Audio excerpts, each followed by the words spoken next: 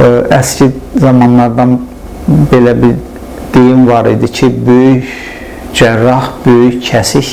İndi bu konsepsiya yeni texnologiyaların tətbiqi ilə tam dəyişib. Laparoskopik cərrahiyyə daha kiçik, az invaziv yolla həmin nəticələrin əldə olunmasını təmin edir.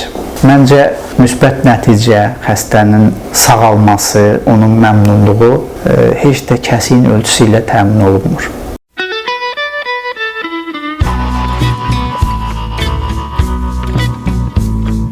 Hər bir pasiyentə fərdi yanaşmaq lazımdır. Hər bir orqanizmin öz xüsusiyyətləri var. Bu çox önəmlidir. Hər bir eyni diaqnozlu iki pasiyentlə üzbözə qalırsınızsa, onun cinsi, yaşı, yanaşı patologiyaları, xəstəliyin yaranma səbəbi, yaranma vaxtı, bunlar hamısı çox önəmlidir. Yəni, bütün xəstələrə fərdi yanaşılmalıdır. Onların individual göstəriciləri nəzərə alınmalıdır. Laborator göstəriciləri, radioloji göstəriciləri, hətta eyni diaqnozlu iki xəstəyə fərqli müalicə taktikası seçilə bilər.